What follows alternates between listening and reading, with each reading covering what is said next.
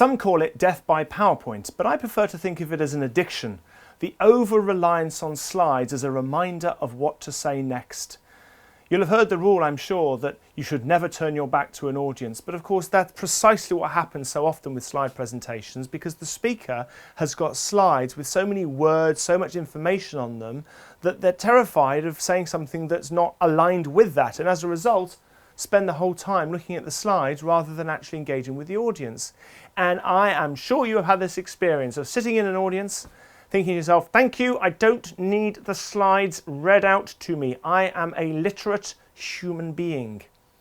Now we'll put to one side for a moment the idea that slides should be more visual. That certainly helps to free you up as a presenter to use, whether it's a photograph, whether it's a diagram, whether it's a chart, whether it's a cartoon, whatever it is, some kind of visual to express an idea, much more effective. It does set you free and enable you to speak freely about the idea and to develop it much more easily than if you've got lots of information on there. But that's one thought, but we'll just park that for the moment. Here's a key suggestion for you with slides. Ensure that you have one key idea or point per slide.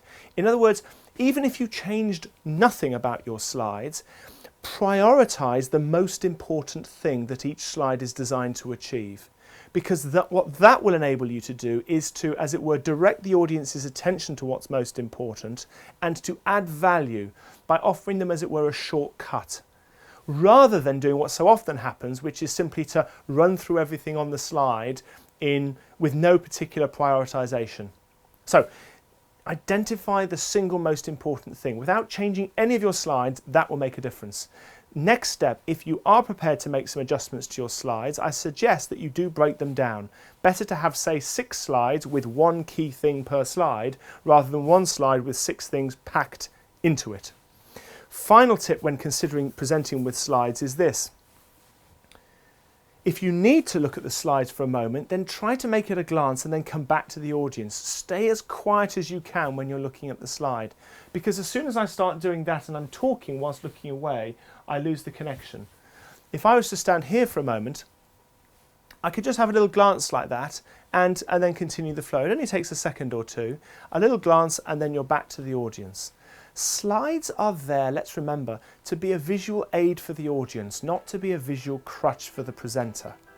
And simply by getting better at the way in which you focus on the audience rather than continually referencing back to your visual aid will make a difference to the impact that you achieve. Use the slides for the benefit of the audience rather than as a reminder of what to say next. And speak soon.